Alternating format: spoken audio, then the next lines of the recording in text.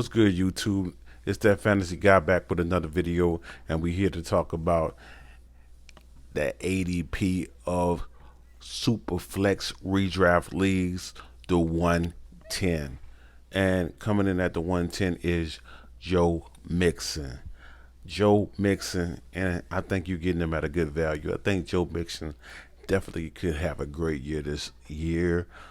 He started to heat up at the end of last year, so he can continue that, and I can't see them leaning too hard on Joe Burrow to do too much. So I would think they should lean towards the run game more, so to not put too much pressure for Joe Burrow to produce his first season. So I think Joe Mixon maybe set up to have a great season.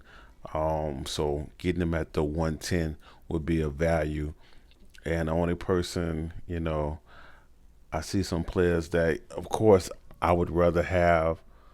I would rather have him over. So I would not be mad at in a super flex league someone picking Joe Mixon at the 107. I would not be mad at someone picking him that high.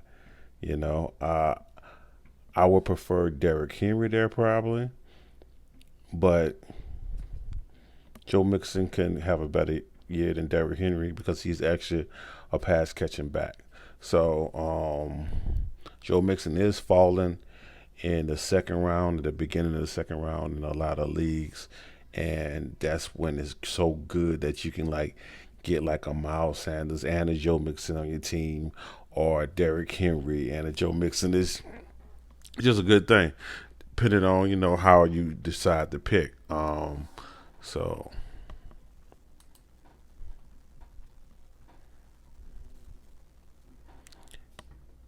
in 9 superflex leagues, he is going at the 111, which I'm not going to explain the weirdness of that, but that's where he's going in 9 superflex league, the 111, and that's why I was telling you, sometimes he's falling into that second round, and so if you at the end of the second round, you can grab you two backs that's pretty decent, whether you getting pick him at the end of the first round and pick another back like Drake or Jacobs at the beginning of the second round. And in Superflex Dynasty leagues, he is going at the 13th spot. So the 2-1, he's going. As I said in the past, Joe Mixon, he's been in the league a little while, and when it comes to Dynasty, I want the young, I want these rookies.